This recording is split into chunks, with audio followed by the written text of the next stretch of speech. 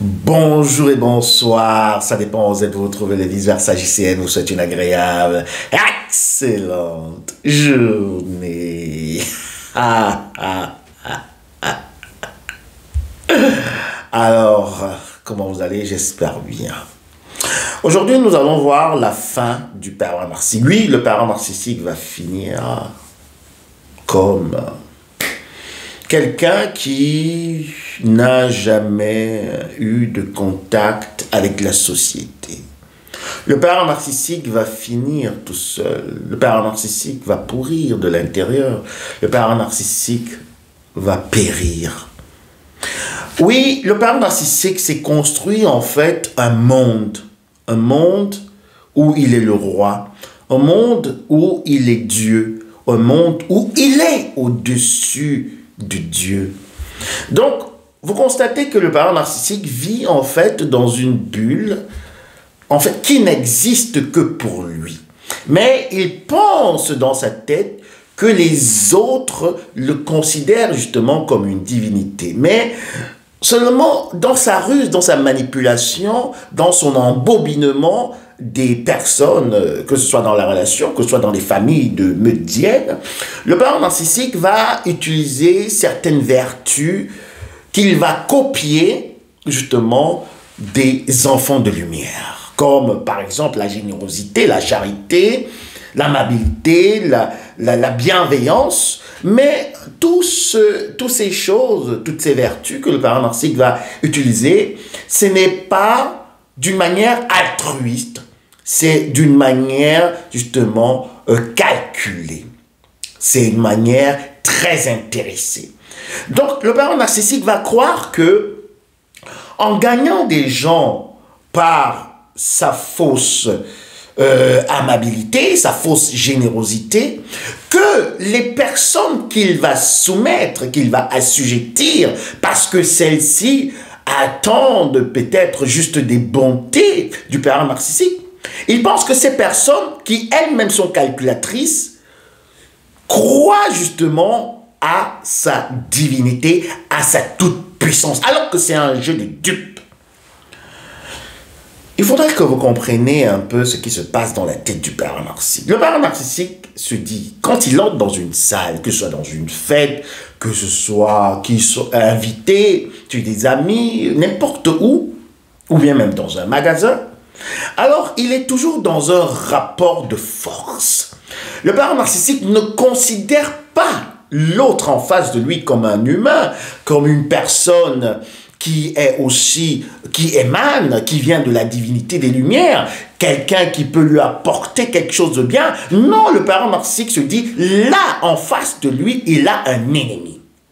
Soit la personne, la caissière, je peux dire juste le passant, ou bien les invités qui sont dans la même salle que lui, devraient être ses larbins, soit devraient également être ses admirateurs, devraient le vénérer. Donc il est toujours dans un rapport de force. Et dans la relation, c'est pareil. Le pervers narcissique va justement d'abord séduire sa proie, et ça se passe aussi dans les meurtrières. Dans les meurtrières, on va aussi voir que le parent pervers narcissique va essayer de montrer à l'extérieur, quand il est avec son enfant, qu'il l'aime beaucoup, qu'il le charrie et qu'il le chérit. Et à l'intérieur de la maison, pourtant, il va montrer un comportement qui est vraiment digne d'un monstre, qui correspond justement à une entité démoniaque. Parce qu'il ne faut pas oublier que le pervers narcissique est possédé. Le pervers narcissique, justement, se représente comme cet ange dont on parle, cet ange de lumière qui s'est élevé et qui s'est dit qu'il va être au-dessus de Dieu. C'est pour cela que certaines personnes, juste pour ouvrir une parenthèse, qui se disent qu'en priant, en jeûnant, en faisant des pénitences pour le pervers narcissique, celui-ci ou celle-ci va changer. Alors je vous dis, vous perdez vos énergies, vous perdez votre temps, et il serait peut-être mieux pour vous de prier, enfin que que des enfants aient peut-être de la nourriture, des enfants qui sont dans des zones de guerre, qui est peut-être plus d'abondance, plus d'amour dans le monde, et de ne pas perdre votre temps pour prier pour un parent narcissique. Pourquoi? Parce que justement, le parent narcissique est au-dessus de la divinité qui devrait en fait lui faire du bien. Vous savez que pour faire du bien à quelqu'un, il faut être au-dessus de lui. Donc ça veut dire la personne a besoin de quelque chose pour faire du bien. Il faut être supérieur à la personne. Pour faire du mal, il faut croire être supérieur à la personne. Et c'est là justement que le parent narcissique va s'engouffrer parce qu'il ne comprend pas cette différence. Donc, pour fermer cette parenthèse, je voudrais vous dire ici à tous ceux qui m'interpellent et qui me demandent « Mais vous savez, vice-versa, la divinité des Lumières, elle est au-dessus du parent narcissique. Pourquoi le parent narcissique ne devrait pas ou ne va pas changer si on prie pour lui ?» Alors je vous dis que le parent narcissique lui-même, il se met au-dessus de la divinité des Lumières parce qu'il a copié ce comportement de la divinité des ténèbres, du grand-père des ténèbres. Donc, en fait, il se dit que lui, il est au-dessus du Dieu qui devrait en fait lui faire du bien. Donc, en fait, il n'y a pas de rapport. C'est pour cela qu'il faudrait aller vraiment très profondément pour comprendre cette vision du parent narcissique de la divinité de lui-même et des humains. Fermons la parenthèse. Le parent narcissique donc va continuer dans son évolution parce qu'il va savoir qu'avec son argent, avec sa gentillesse, avec sa fausse, en tout cas tout ça là c'est très bien emballé, hein, comme on appelle ici, c'est vraiment... c'est une marchandise en fait qui n'a pas de valeur, mais c'est très bien emballé. Mogol fait pas con. C'est comme ça qu'on dit en allemand. Alors, voilà, le parent narcissique va prendre des gens comme ça, comme ses sujets, par rapport peut-être à ses finances, par rapport à sa beauté. Les femmes parents narcissiques vont aussi appâter des hommes par rapport à leur semblant de féminité. Mais, ouvrons une autre parenthèse, la femme parent narcissique, en fait, ne se considère pas comme femme quand elle est dans une relation qu'avec un homme. Elle considère l'homme d'abord comme sa serpillère, mais en même temps, elle considère l'homme comme sa femme. Je ne sais pas si vous comprenez. Et elle se dit qu'elle est l'homme. Donc, c'est pour cela que dans les relations avec des pervers narcissiques, il y aura toujours ce rapport de force. Et c'est partout comme ça, comme je venais aussi de évoquer cela avec les zombies et les meudiennes et également les vipères anciennes. Ce sont des personnes, justement, ces parents narcissiques, ces petits-enfants des ténèbres, qui vont toujours être dans un rapport de force, qui vont toujours être dans la manipulation, qui vont toujours être dans cette idéologie suprémaciste qu'ils sont des représentations et des représentants de la divinité sur terre. Mais pourtant, ils sont la représentation, pas de la divinité des Lumières, mais de la divinité des ténèbres. Mais ils vont coopter justement ces vertus dont je venais de parler tout à l'heure pour se manifester comme les représentants de la divinité de lumière, et ceci devant les normaux pensants. Il faudrait vraiment comprendre l'apparition narcissique. Vous savez, sur la chaîne du vice-versa, c'est un peu complexe. C'est très profond. Et l'apparition narcissique ne se limite pas juste à l'emprise émotionnelle, mais elle va un peu plus loin. C'est une domination mentale, spirituelle, et psychologique. Donc, le parent narcissique, finalement, va se retrouver à un instant de sa vie où il n'aura plus de complice. Il va se retrouver à un moment de sa vie où il sera complètement abandonné. Il sera délaissé. Pourquoi? Parce que c'est alors là dont je parlais du petit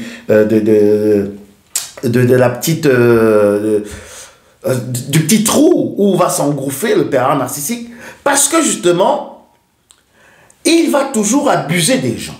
Il va toujours faire du mal aux gens. Les gens, les personnes qui vont le suivre parfois pour des intérêts, vont se réveiller un jour. Les personnes qui vont justement le suivre, aussi peut-être pour sa beauté, si c'est une femme, ou bien pour justement sa gentillesse, vont se réveiller et vont découvrir le pot rose un jour.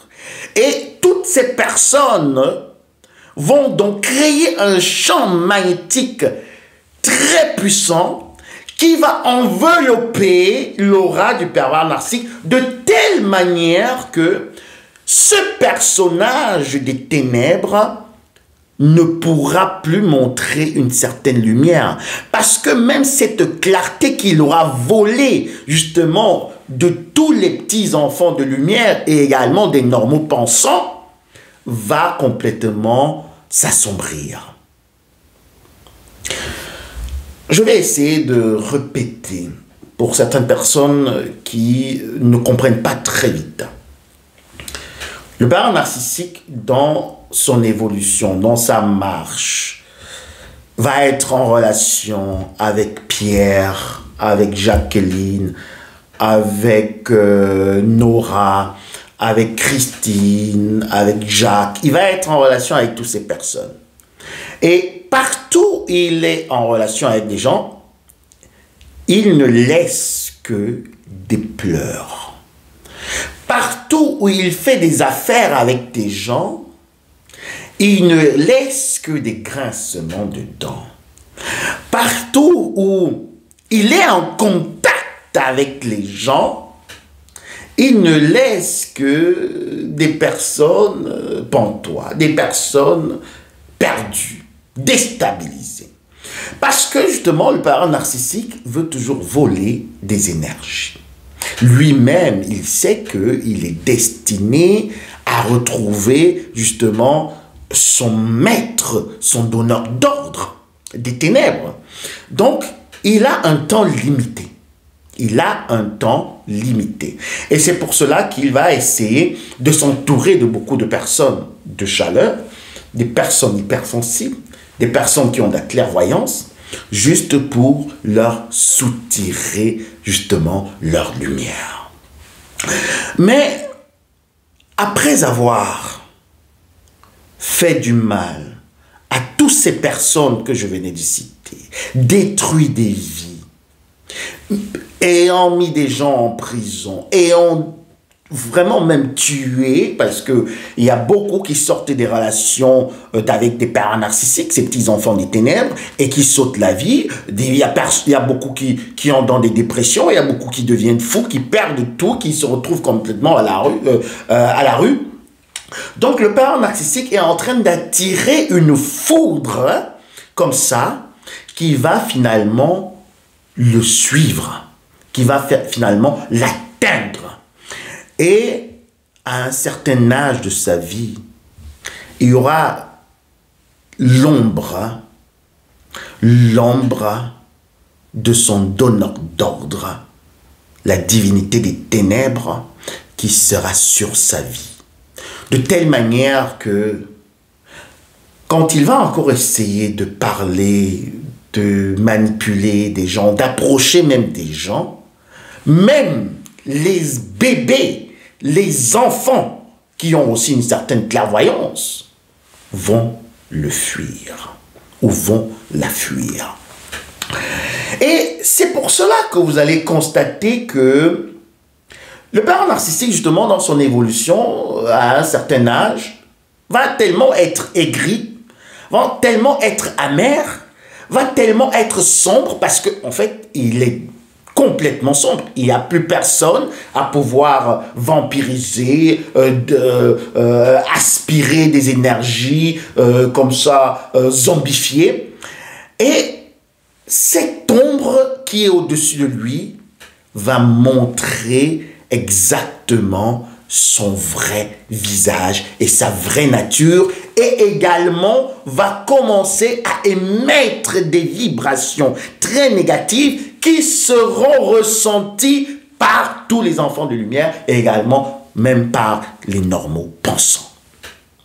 Ça veut dire que le parent narcissique, à un certain âge, même s'il veut prendre un enfant porté, il va rendre visite peut-être à une femme qui a accouché. Un parent narcissique, ça peut être une femme, ça peut être un homme, hein, ça peut être une hyper ancienne, ça peut être un zombie. Donc, ce sont des gens de toute manière qui n'ont pas de sexe parce que se considérant comme la divinité, hein, la divinité de lumière, qu'ils usurpent l'identité comme ils savent toujours le faire, même dans la relation. Le parent narcissique, c'est un usurpateur d'identité, de personnalité. Il veut être comme sa partenaire, il veut être comme son partenaire, il veut être comme son enfant, il veut être comme sa fille, il veut être comme tout le monde. Donc, si on prend un peu cet exemple, il va rendre visite même à quelqu'un, parenté, et dès qu'il entre dans la maison, l'enfant commence à pleurer. Un enfant, un nouveau-né. L'enfant commence à pleurer. La maman a bien fait de donner du sein à l'enfant, de calmer, de cajoler, de faire ceci. L'enfant pleure. On dit, mais qu'est-ce qui se passe dans cette maison? Mais parce que l'enfant, le bébé, qui a encore cette clairvoyance, ressent des ondes négatives qui viennent de pénétrer dans la maison. Et par les pleurs de cet enfant, toute l'assemblée sera mal à l'aise. L'enfant est là en train d'émettre des sons, en train de dire danger, danger. Il y a un enfant des ténèbres qui est entré là. Donc vous voyez que le parent narcissique va périr tout seul. Il va se désagréger comme du sel hein, sous la pluie. Et il va rester seul parce que tout le monde va commencer à le fuir, à la fuir. Tout le monde va savoir que ça c'est un poisseux, c'est une poisseuse, ça c'est une manipulatrice. Cette personne est dangereuse, cette personne est toxique parce qu'il ne pourra plus le cacher comme au début où il a magasiné encore les lumières, les énergies, les étoiles des personnes. Il ne pourra plus le cacher, ça va se manifester parce que le parent narcissique ne pourra jamais être content, ne pourra jamais être heureux, ne pourra jamais être satisfait, ne pourra jamais entrer dans la béatitude des enfants de lumière. Heureux ceux qui ont le cœur débonnaire, heureux ceux qui croient, heureux ceux qui ont le cœur pur, car ils verront la divinité des lumières. Heureux ceux qui ont soif de la justice, car ils seront appelés les enfants de paix. Le pervers narcissique n'entrera jamais dans cette béatitude, mais va rester dans la noirceur de son âme, dans la noirceur de son être, et va périr tout seul, même s'il aura essayé toute sa vie de gagner des gens par de l'argent, de gagner des gens par ses intimidations, par ses colères narcissiques, même s'il aura toute sa vie essayé d'être celui qui n'est pas un dieu. Pervers narcissique, c'est une vermine, une vomissure, un petit enfant des ténèbres qui va mourir et qui va périr et qui va terminer sa vie tout seul parce que tout le monde l'aura abandonné, tout le monde aura peur du soufre qui sort de sa bouche, qui sort de son être, parce que tout son être sera déjà gangréné par l'esprit des ténèbres. Je me réjouis de vos commentaires. Bienvenue sur la chaîne du Psychospirit. Je vous envoie un gros bisou À très bientôt. Bye.